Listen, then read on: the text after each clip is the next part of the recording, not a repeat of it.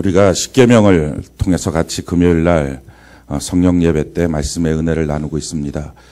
십계명은 하나님의 백성들이, 하나님의 자녀들이 이 땅을 살아가는 삶의 원리입니다. 우리 하나님을 믿는 사람들은 세상 사람들보다 훨씬 더 뛰어난 탁월한 삶의 원리를 갖고 삽니다. 그 삶의 원리가 바로 사랑입니다. 하나님을 사랑하는 사람, 이 사람이 그리스도인이고요. 이웃을 사랑하는 사람, 이 사람이 그리스도인입니다. 그러니까 그리스도인, 기독교인, 예수 믿는 사람, 이 사람을 말할 때 한마디로 말하면 하나님을 사랑하고 이웃을 사랑하는 사람이다라고 말할 수 있습니다. 우리가 구체적으로 하나님을 어떻게 사랑하느냐, 그 내용이 십계명 1계명부터 4계명까지의 내용이고, 또 이웃을 어떻게 우리가 사랑하느냐 5계명부터 10계명까지의 내용을 통해서 우리가 하나님이 우리로 사랑하는 삶이 무엇인지를 깨닫게 하는 것입니다. 우리가 죄짓지 말고 성경대로 삽시다, 이 운동을 하고 있습니다. 우리가 죄짓지 말고 성경대로 살자는 것은 그것이 목표가 아닙니다. 죄짓지 않고 사는 것, 평생 죄와 피 흘리기까지 싸우며 사는 것, 이것이 삶의 목표가 아니라 이것은 사실은 사랑의 삶을 살기 위한 길입니다. 도구입니다. 왜 죄짓지 않아야 됩니까? 죄를 지으면 죄의 열매만 계속 맺어져서 사랑의 열매를 맺을 수가 없습니다. 그렇기 때문에 죄짓지 않고 이제 죄에 대한 씨앗을 그만 뿌리고 하나님 안에서 하나님과 동행하는 사랑의 삶으로 살기 위해서 사랑의 씨앗을 뿌리는 자로 살기 위해서 죄를 짓지 말자 하는 것입니다. 그래서 우리의 삶 속에 이처럼 사랑하는 사람이 되는 것, 우리의 기준이 그러니까 내가 잘 살았느냐 못 살았느냐, 이 기준은 내가 사랑하며 살았느냐 사랑하지 못하고 살았느냐, 이것이 우리의 기준입니다. 오늘 하루를 내가 살았을 때 내 삶이 잘 살았느냐 못 살았느냐, 이 기준은 내가 하나님을 사랑하며 살았느냐 이웃을 사랑하며 살았느냐, 반대로 그렇게 하지 못했느냐, 이것이 바로 우리의 삶의 기준이다 할 수 있습니다. 나만 옷 얇게 입어서 썰렁한 건가요? 예. 다른 분들은 다 따뜻한 거죠. 그래도 제 말 듣고 틀었어요 지금.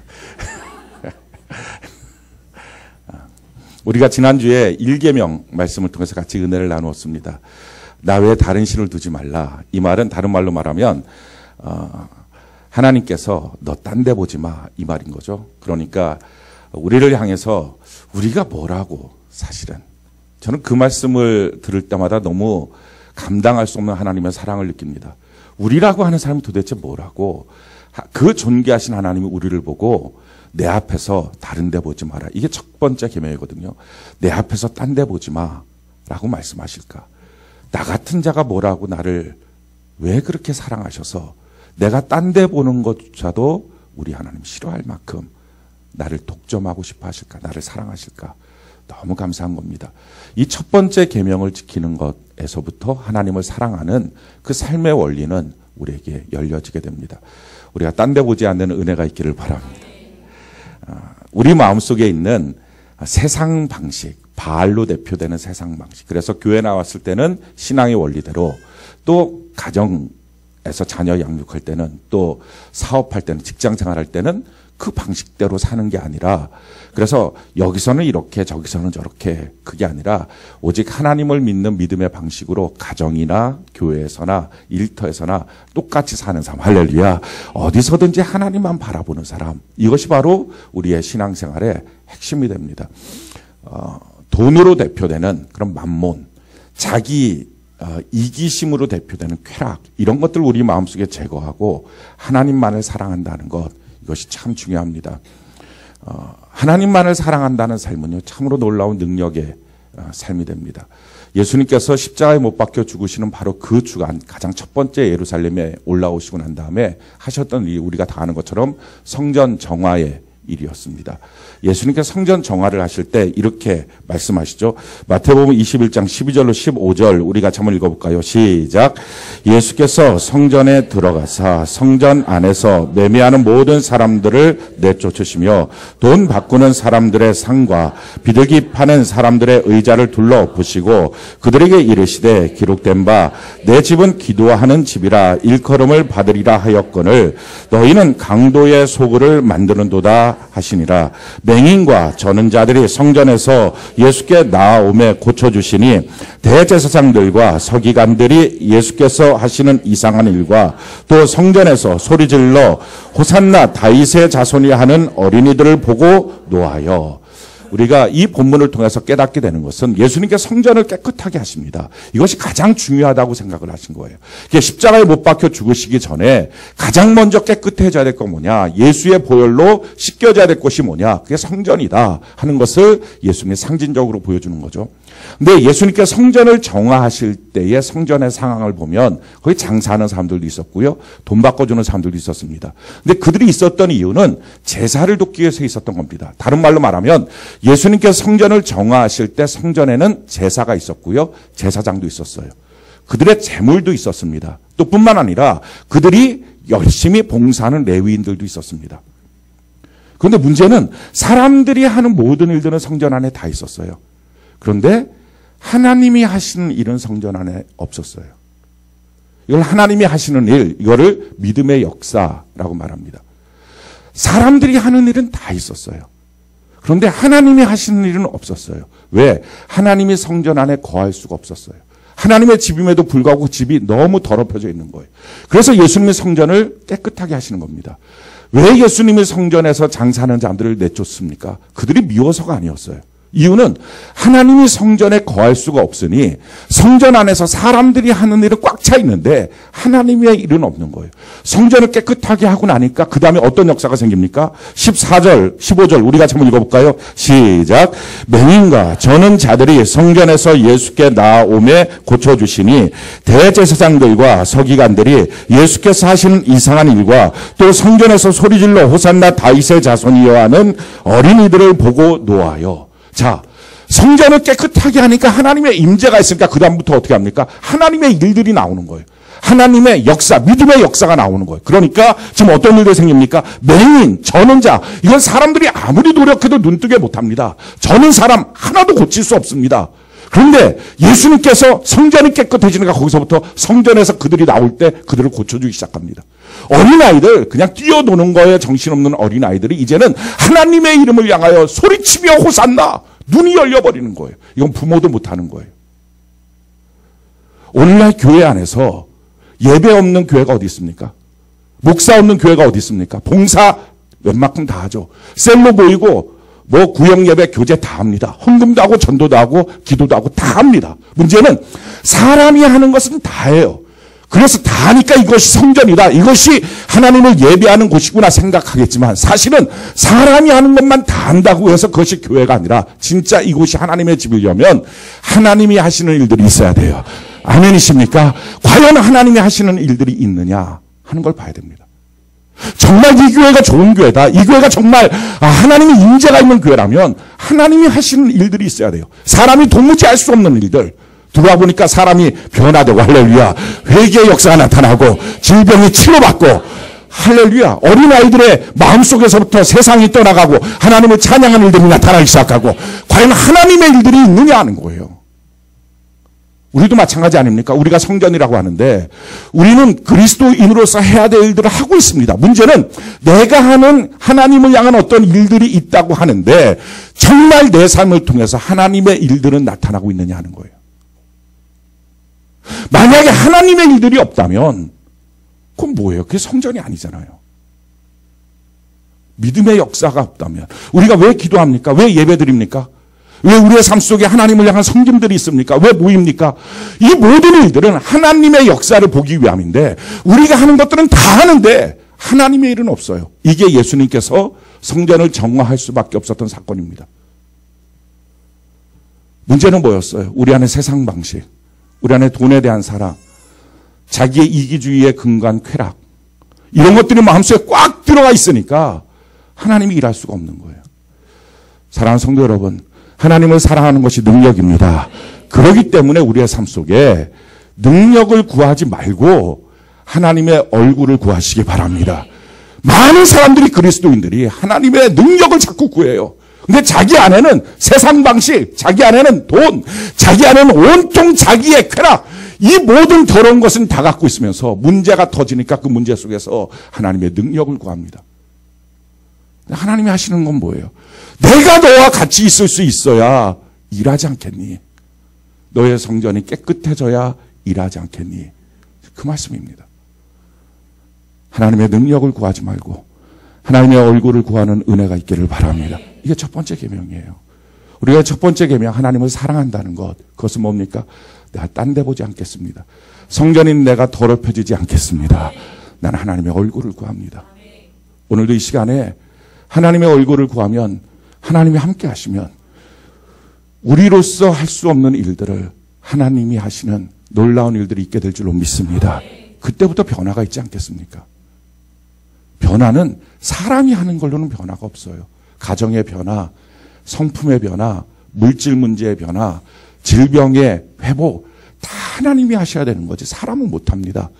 그러니까 사람이 할 수 있는 일만 다 하고 다 끝났다 하지 말고 하나님이 과연 일하고 계시는지 우리 자신을 점검해 보는 거예요. 없으면 우리 1계명으로 돌아가야 됩니다. 나 딴 데 보지 않겠습니다. 나 주님만 보겠습니다. 할렐루야. 사랑이 능력입니다. 한번 따라해 볼까요? 사랑이 능력입니다. 하나님을 사랑하는 것이 능력입니다. 하나님만 사랑하는 것이 능력입니다. 아멘이십니까? 우리 마음속에 혹시 다른 것들이 있다면 그걸 좀 내려놔야 됩니다. 직장에서 직장의 원리가 아닌 하나님의 원리로 하나님을 믿는 믿음으로 하나님만을 사랑하는 것이 하나님의 능력이 나타납니다. 가정도 마찬가지예요. 가정에서 내 방법으로 자녀 키우는 것이 아니라 그러면 변화는 없어요. 교육과 훈계는 있어도 변화가 있기를 원하는 거잖아요. 우리는 우리의 삶의 모든 문제 다 마찬가지입니다. 하나님의 임재가 있는, 하나님을 사랑하는, 그래서 하나님 앞에 능력을 구하는 이 밤이 아니라 하나님의 얼굴을 구하는 밤이 되기를 바랍니다. 하나님의 얼굴을 구하면 하나님의 능력은 우리의 삶에 너무나 자연스럽게 나타나게 될 줄로 믿습니다. 그리고 두 번째 계명입니다. 이 두 번째 계명은 너를 위해서 우상 만들지 말라 하는 것입니다. 자, 이 첫 번째 계명과 두 번째 계명의 차이가 뭡니까? 첫 번째 계명은 하나님 외에 다른 것 보지 마. 다른 신 없어. 그런 거 보지 마. 이게 첫 번째 계명이고요. 두 번째 계명은 그러면 그런 다른 신들을 우상 만들지 마. 그 말이 아니고요. 첫 번째 계명에서 나머지 우상 만드는 건 다 하지 말라는 거예요. 나머지 신들 섬기는 거 하지도 말라는 거예요. 나무 가서 빌고 뭐 돌 큰 거 먹고 빌고 뭐 산신령 뭐 이런 거 다 하는 거 아무것도 하지 말라. 그냥 하나님 한 분만 바라봐라. 할렐루야. 돼지 대가리 올려놓고 그런 거 하지 마라. 그냥 하나님 한 분만 바라봐라. 아멘이십니까? 그럼 둘째 계명은 뭐예요? 둘째 계명은 또 다른 신들을 우상으로 만드는 것이 아니라 하나님을 우상으로 만들지 말라. 지금 이 말이에요. 하나님을 우상으로 만들지 말라. 대표적인 예가 이스라엘 백성들이 모세가 시내산에 올라가서 좀 오래 있으니까 한 40일 정도 있으니까 모세가 없으니까 당황하기 시작한 거예요. 그래서 그들이 뭘 합니까? 금송아지를 만들어요. 근데 그 금송아지는 다른 신을 만든 게 아니었어요. 그 금송아지를 놓고 여호와라고 부른 거예요. 그래서 여호와의 절일이다. 여호와 앞에 예배를 드리자. 이렇게 한 거예요. 그러니까 하나님을 믿긴 믿되 하나님을 보이는 형상, 우상으로 만들어 놓은 거예요. 그거 하지 말라 하는 것입니다. 가톨릭에서 마리아 성상 만들어 놓고 기도하고 절하고 예수님 성상 만들어 놓고 성인들 성상 만들어 놓고 그거 하면 안 된다는 거예요. 근데 그게 마음에 걸리잖아요. 지네들은 만들어 놨으니까. 그래서 어떻게 했냐면 10계명을 똑같이 믿는데 1계명, 2계명을 합쳐서 1계명으로 만들어 놓고요. 10계명을 10번째 계명을 9계명, 10계명으로 나눠서 똑같이 10계명을 해놨는데 사실 1계명, 2계명을 합친 거예요. 우리가 여기서 우상을 만들면 안 되는 분명한 이유를 깨닫게 됩니다. 왜? 우상을 만들어 놓으면 내가 원하는 대로 어떤 형상을 만들어 놓고 그걸 섬기다 보면 우리가 하나님의 말씀을 버려요. 하나님의 말씀대로 믿지를 않아요. 자기가 원하는 구미대로 만들어 버려요. 왜 우상을 만듭니까? 사람은 타락하고 나면 자꾸 뭔가를 만들어요. 자기의 틀 안에 뭔가를 넣고 싶어 해요. 그러니까 자기 틀 안에 안 들어가면 이게 답답하고 힘든 거예요. 그러니까 하나님도 그 틀 안에 자꾸 집어넣고 싶은 거예요. 내가 이해하는 하나님. 내가 받아들일 수 있는, 용납할 수 있을 것까지의 믿음. 이걸로 하는 거예요. 그래서 자기의 생각을 넘어가는 순간부터 못 믿겠다고 말해요. 힘들다고 말해요. 그러니까 왜 그렇습니까? 자기는 안 변하고 싶은 거예요. 자기는 그대로 있고 싶은 거예요. 그러니까 그대로 있으면서 뭔가 좀 내 필요한 것을 하나님이 주시면 좋겠다. 이게 우상이에요. 자꾸 우상을 만드는 거예요. 그래서 그런 우상 만들지 말라 하는 것이 오늘 두 번째 계명입니다. 하나님을 자꾸 의식하는 삶. 예배를 드려도 마찬가지입니다. 예배 끝나고 난 다음에 여러분들이 오늘 예배 어땠어? 이렇게 물어볼 때 그걸 뭘 물어봐요? 그 진짜 물어봐야 될 대상은 누구예요? 하나님이지. 하나님 오늘 제 예배 어땠어요? 하나님이 내 예배를 오늘 받으셨느냐? 이게 문제인데 그게 아니라 오늘 예배의 느낌이 어땠어? 우리는 은혜를 뭐라고 생각해요? 내 느낌이라고 생각해요. 내 감정, 내 생각. 그러니까 이 틀 안에 있는 것. 그것을 벗어나면 힘들어서 견디지 못하는 것. 이런 거예요. 내가 믿었던 어떤 스타일. 이거를 고집하는 것. 이스라엘 백성들에게 광야에서 불순종하니까 불뱀이 나왔어요. 막 물어서 다 죽였어요. 그랬더니 모세가 가서 하나님 이거 어떻게 하면 좋습니까? 그랬더니 하나님께서 놋뱀을 만들어라. 높이 들어라. 그래서 그 놋뱀을 보는 자마다 다 산다. 이것을 요한복음 3장에 보니까 예수님의 십자가의 예표로 그것을 사용했다 말씀합니다. 근데 문제는 그렇게 하고서 이스라엘 백성들이 그걸 바라보는 사람 다 치료받았어요. 근데 그 뒤가 문제예요. 그러고 났더니 그 다음부터는 병만 들면 놋뱀을 보는 거예요. 그때 한 번인데 이게 하나님이 고쳐주신 건데 사람들은 병 만들면 놋병 봐요. 지금도 그러는 거 아십니까? 혹시 여러분들? 세계의료기구의 상징이 뭡니까? 십자가에 놋뱀이 걸려 있는 거예요. 그게 의료보건기구의 상징입니다. 지금도. 참 사람들의 고집이 이게 보통 아니에요. 그때 한 번 하나님이 좀 그거 좀 보라고 했더니 그 다음부터 병만 나면 그거 보는 거예요. 그러니까 뭐 예를 들어서 우리가 어떤 병든 사람한테 뭐 하나 이렇게 뭐를 놔뒀다고 합시다. 그런데 정말 그걸 만졌더니 치료가 된 거예요. 그 다음부터는 병만 나면 그거 만지고. 이게 다 우상 만드는 거예요. 히스기야 왕 때 그것을 깨트려 버립니다. 히스기야 왕 때 성경이 이렇게 말하고 있어요. 열왕기야 18장 4절에 보니까 그가 여러 산당을 제거하고 주상을 깨트리며 아세라 목상을 찍으며 모세가 만들었던 놋뱀을 이스라엘 자손이 이때까지 향하여 분양함으로 그것을 부수고 누수단이라. 아니 그때까지 히스기야 왕 때까지 그거를 병 만들면 거기 갖고 분양하고 절하는 거예요. 아니 하나님께 가서 기도를 해야 되는데 엉뚱한 짓을 하는 거예요. 그러니까 그걸 깨트려 버렸어요. 누수단, 놋조각이다라고 깨트린 거예요. 우리가 똑같습니다. 나는 성경책이 있으면 안심이 돼. 성경책 너무 좋은 거예요. 근데 안심이 돼. 그래갖고 무서운 꿈 꾸면 머리맡에 성경책을 놓고 자는 사람들이 있어요. 아니 이걸 펼쳐봐야지. 펼쳐보지는 않고 머리맡에다 놓고 또 십자가. 난 십자가를 보면 눈물이 글썽글썽. 이런 사람들이 있어요. 문제는 십자가에 예수님을 믿어하는데 그냥 십자가를 들고 다니는 거예요. 그래갖고 뭐 귀신 나타났다 공동묘 지나면 십자가 앞에 이렇게 하고 어디서 또 본거리 있어갖고 막 그 드라키라 뭐 이런 십자가. 이상하게 어떤 상징들을 만들어 놓고 있는 겁니다. 사랑하는 성도 여러분, 우리가 이런 것 말고 우리가 믿기 쉬운, 그래서 자꾸 하나님을 축소시킨, 그래서 뭔가 자꾸 이렇게 내 틀, 내가 믿고 싶은 대로 믿는 것, 내가 하고 싶은 대로 하는 것, 여기 말고 그냥 하나님을 믿는 은혜가 있기를 바랍니다. 믿는 것, 사랑한다는 것은요, 그냥 하나님을 믿는 거예요. 내가 원하는 방식대로 그를 만드는 게 아니고요. 내가 하고 싶은 대로 그를 막 모양을 이렇게 저렇게 만드는 게 아니라 그냥 그를 믿고 그를 의지하고 그를 사랑하는 거예요. 아멘이십니까? 내가 그를 이해를 하든 못하든 그를 믿고 그를 의지하고 그를 사랑하는 것. 이게 하나님을 사랑하는 방법입니다. 그래서 하나님의 말씀을 그대로 믿고 사랑하는 것. 이것이 필요합니다. 믿음 생활 잘한다는 것. 누가 믿음 생활 잘한다. 믿음 생활 잘한다. 이거 우리가 뭐 어떤 것들을 놓고 보면 믿음 생활 잘한다는 거 얘기할 수 있을까요? 어떤 사람 믿음 생활 잘하는 건가요? 어떤 사람? 이렇게 설교랑 갑자기 말하기가 좀 힘들어지죠. 어떤 사람? 예배 잘 드리는 사람. 그렇죠. 저 사람 예배 잘 들어. 꼭 믿음 생활 잘해. 또 뭐 전도 열심히 하는 사람, 뭐 기도 시간 열심히 하는. 우리 교회로 따지면 큐티 열심히 하루도 안 빼놓고 올리는 사람. 또 뭐 있을까요? 봉사 자리에 열심히 하는 사람. 뭐 이런 사람들 보면 저 사람 믿음 좋다 이렇게 말할 거예요. 다 어느 교회든지 마찬가지고 이런 사람 다 믿음 좋다고 말해요. 그런데 이렇게 최고 잘하는 사람이 누구예요? 예? 바리새인이에요. 그거 아십니까? 그러니까 바리새인 한 명만 여기 탁 앉아 있으면 우리는 그 사람 앞에서 꼼짝 못 해야 돼요. 그 사람은 바로 담임 목사를 모시고 왜? 뭐 하나 틀림이 없는 거예요. 다 완벽해. 정말. 일주일에 이틀 금식하고, 일단 거기서부터 우리가 약간 눌리기 시작해. 이틀 금식하고, 밥을 안 먹어야 돼, 일단. 금식하죠. 하루에 7번 기도 시간을 정해서.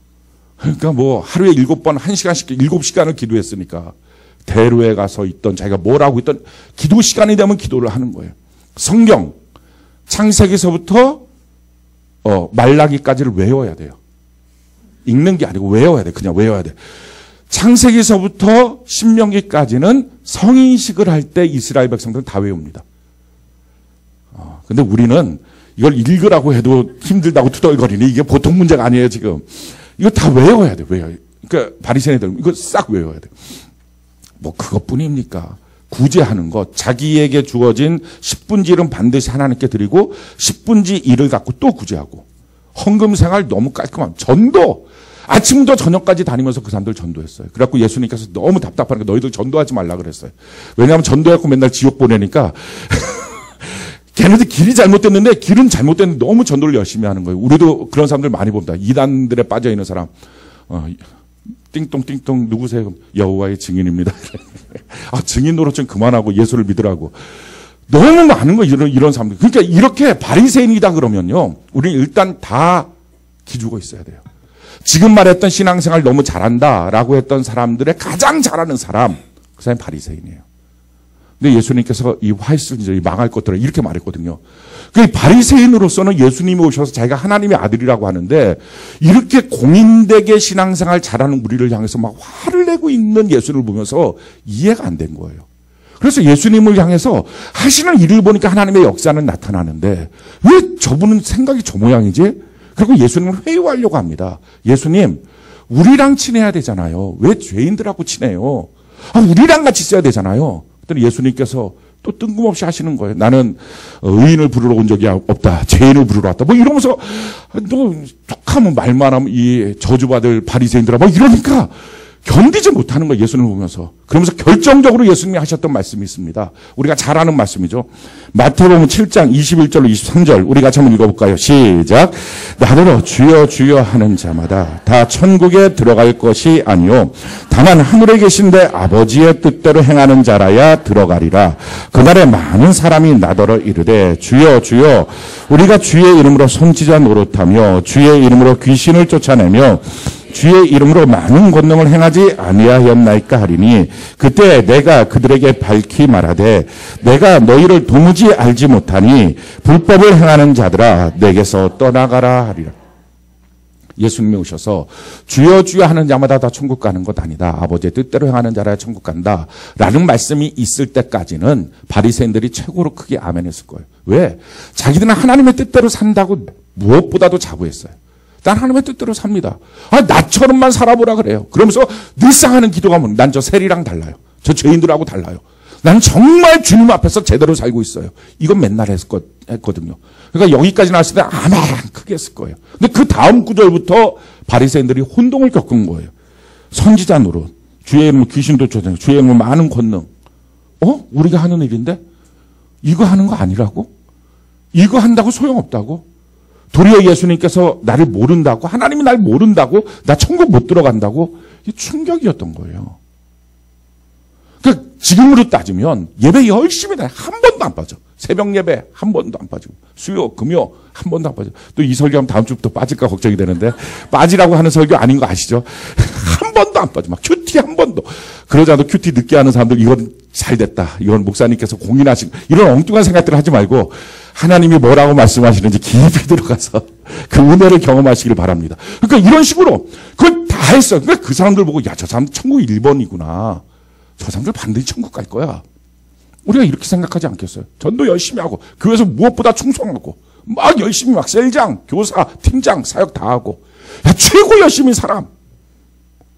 그런데 예수님이 그렇게 우리가 알고서 신앙생활을 했는데 어느 날 예수님이 오셔서 야 담임 목사 너 절로 가라 내가 좀 오늘 설교 좀 할게 하고 서서 하시는 말씀이 아버지의 뜻대로 행하는 자라야 들어가는 거야. 그랬더니 어떻게 하면 그들이 아멘 했겠죠. 그런데 그 다음부터 셀장 이러 한다고 천국 들어가는 게 아니야.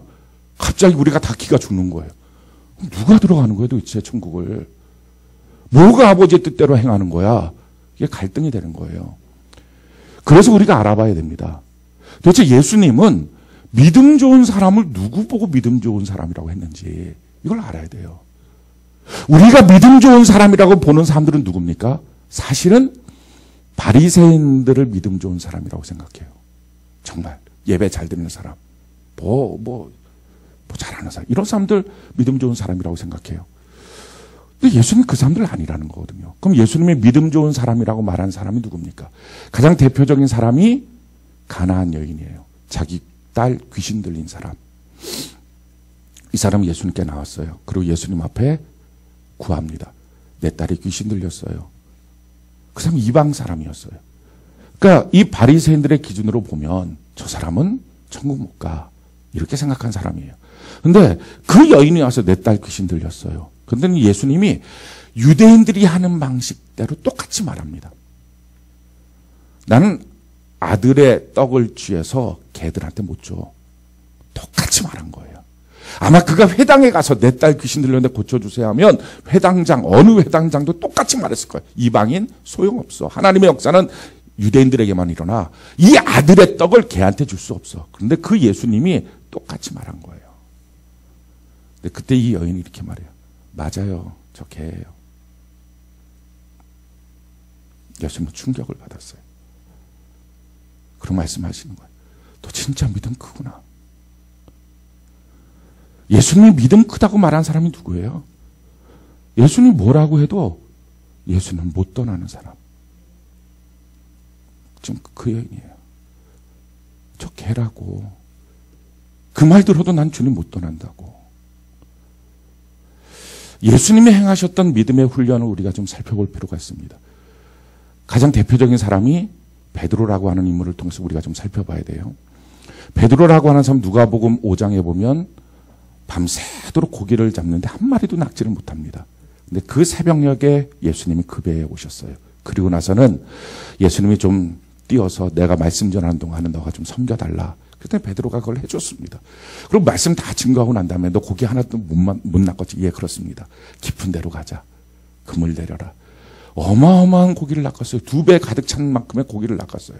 이렇게 고기를 낚고 난 다음에 돌아오니까 베드로가 이 예수님은 대단한 사람인데 이거 보통 사람 아니다 하는 생각이 들었어요. 그래서 예수님한테 이렇게 말합니다. 저는 죄인입니다. 예수님 나를 떠나세요. 근데 예수님 말씀하세요. 너를 사람 낚는 어부 만들고 싶은데 나를 따라와라. 그때부터 예수님을 따라갑니다. 그러고서 3년 반 동안의 세월이 흘렀어요.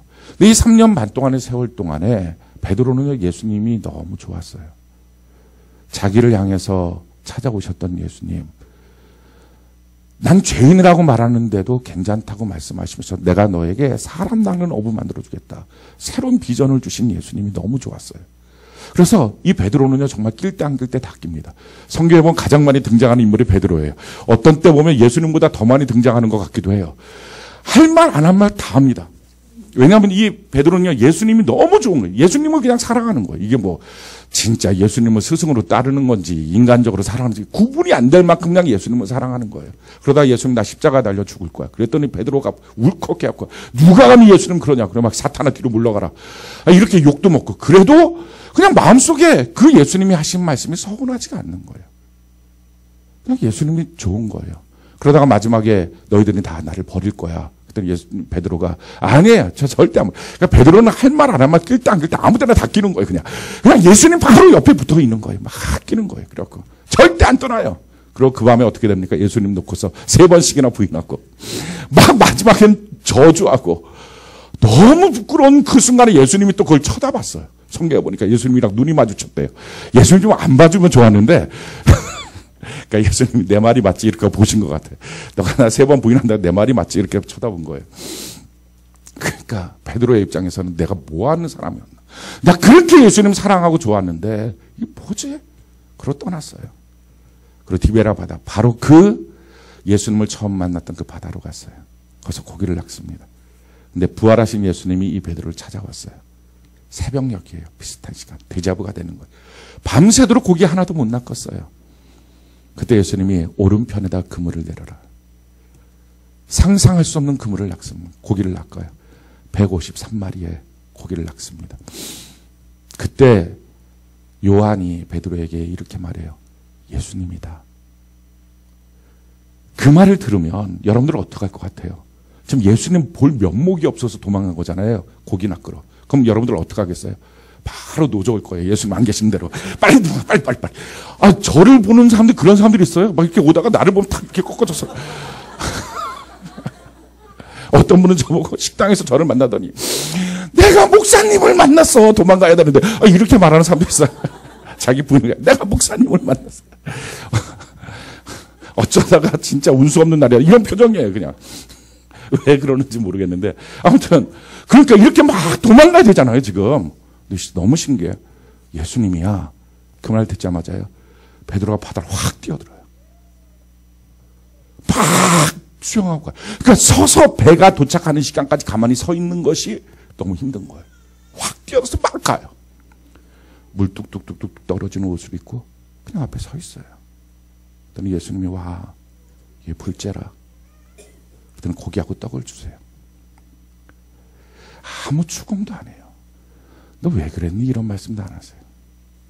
베드로도 예수님한테 뭔가 딱히 드릴 말씀이 있었던 건 아니에요. 그냥 예수님이라는 말 앞에 자기도 모르게 본능적으로 뛰어들어온 거예요. 그리고 주님 앞에 그냥 서 있는 거예요. 예수님 물어보십니다. 이 사람들보다 나를 더 사랑하니? 베드로가 대답해요. 내가 주님 사랑하는 거 주님 아십니다. 3번을 물어봐요. 그러고 나서 예수님 하신 말씀이 이거예요. 그럼 됐어. 너가 버린 사도 직분 다시 감당해라. 3년 반의 예수님의 제자 훈련이었어요. 3년 반 동안의 믿음 훈련이었어요. 3년 반 전에 베드로는 누구였어요?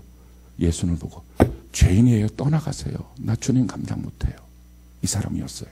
3년 반 동안 제자 훈련을 받은, 3년 반 동안 믿음의 훈련을 받은 베드로는 이렇게 말했어요. 나 주님 못 떠나요. 이게 바뀐 거예요. 나 주님 이제 못 떠나요. 그리고 그 말을 들은 예수님은 그럼 됐어. 저 실수투성이 참 정신없어요. 나는 예수님이 너무 좋았어요. 나 예수님 너무 사랑했어요. 내가 예수님한테 씻을 수 없는 범죄도 있었지만 그런데 저 예수님 못 떠나요. 그럼 됐다고 말씀하신 거예요. 아니 이게 믿음이면, 이게 주님이 원하시는 믿음이면 우리가 못할 게 뭐가 있어요? 아니 바리새인처럼 막 일주일에 이틀 금식 막 이런 거, 그런 거 우리가 하기 많이 힘들어요. 그렇게 해야지만 주님이 인정해 준다라면 되게 정말 신앙생활 무지하게 어려울 거예요. 그런데 그게 아니고 나 주님 못 떠난다고. 나 주님 못 떠난다고. 그거면 됐다고 하시는 주님 앞에 우리가 못할 게 뭐 있어요? 그게 믿음이라고요. 그냥 주님이 좋은 거예요. 그냥 주님을 믿는 거예요. 그냥 주의 말씀을 믿는 거예요. 이게 믿음이라고요. 내 틀로 뭔가를 만들어 놓으려고 하지 말고, 축소시키지 말고 그냥 주님을 통째로 믿어버리라고. 주님을 그냥 통째로 좋아하라고요. 그럼 되는 거라고요. 사드락 메삭 아벳느고가 있습니다. 참 멋진 말을 하죠, 이 사람들이. 느부갓네살 왕이 나한테 내 신상에 절하지 않으면 다 풀무불에 집어넣을 거야. 그럴 때 우리가 잘 아는 말을 합니다. 다니엘 3장 16절로 18절 우리 같이 한번 읽어볼까요? 시작.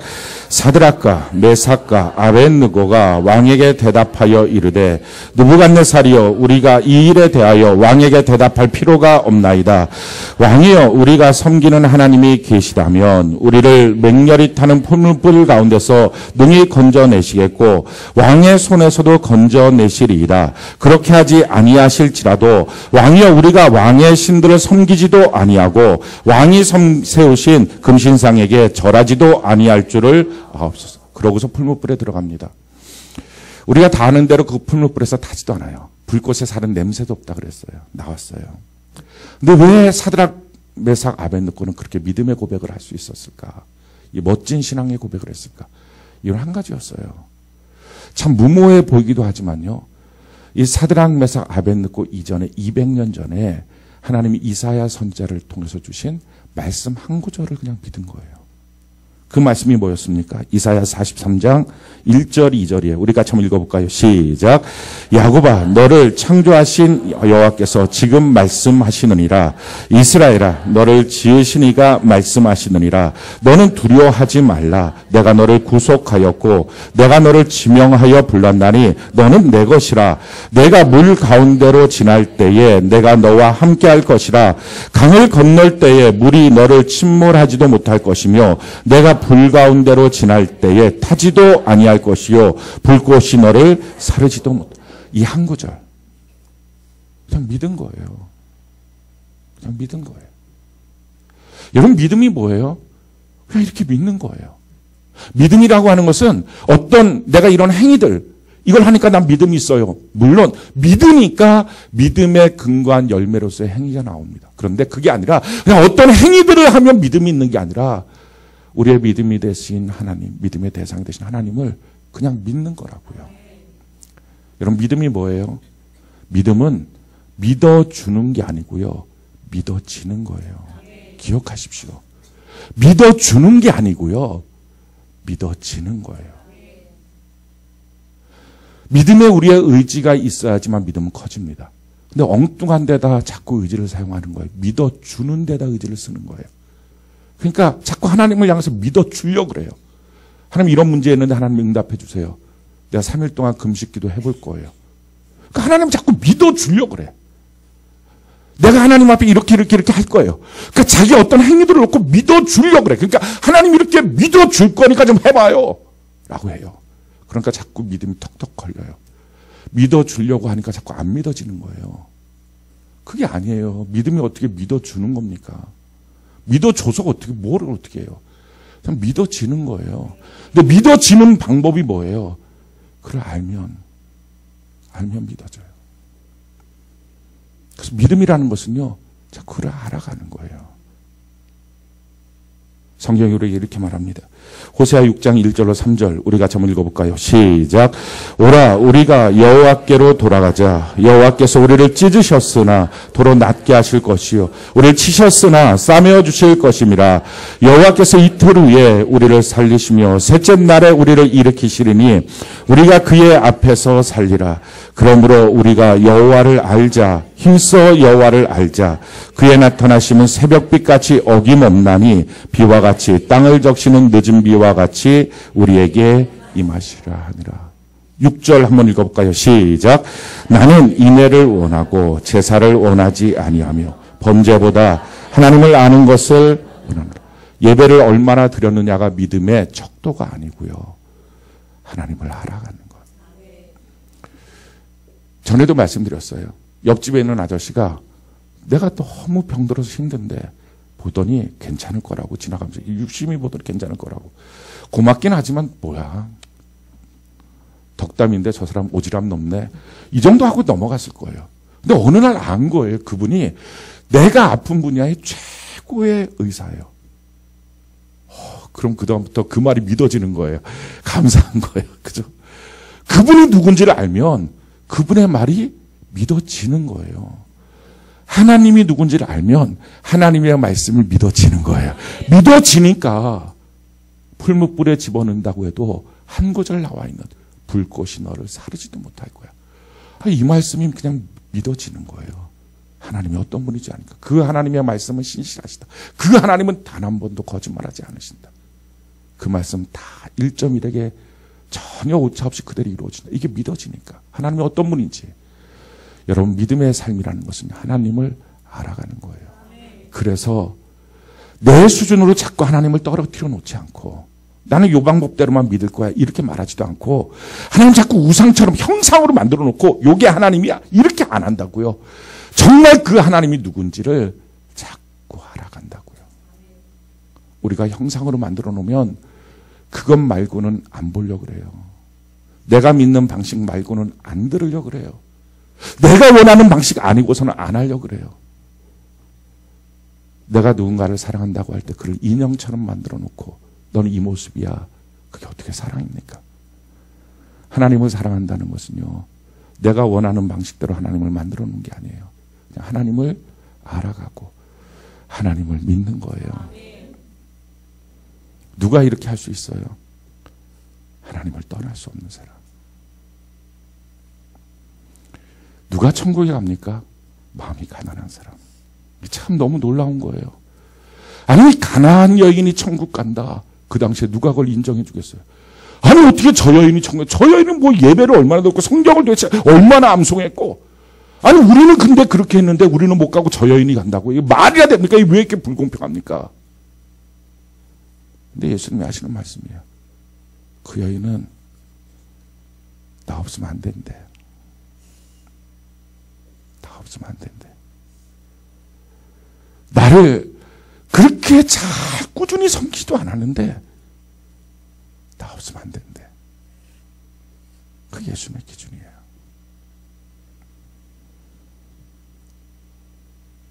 예수님 없어도 되는 사람, 예수님 없어도 예수님이 주신 능력과 성공만 있으면 되는 사람, 그런 사람 말고 베드로처럼 그냥 예수님이라는 말 앞에 바다로 뛰어들어서 주님 앞에 서서 나 주님 떠날 수 없어요.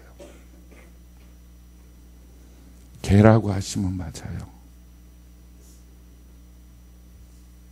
뭐라고 하시던지 맞아요. 근데 주님 떠날 수 없어요. 이 고백. 이게 주님 사랑하는 거예요. 우리 오늘 이 밤에 주님 사랑하는 밤 되기를 바랍니다. 사랑하는 성도 여러분, 여러분들은 신앙생활 지금 어떻게 하고 계십니까? 뭐가 힘이 되시나요? 뭐 때문에 눌리시나요? 뭐 때문에 지치시나요? 주님 사랑하십니까? 주님 없으면 안 됩니까? 그럼 된 거예요.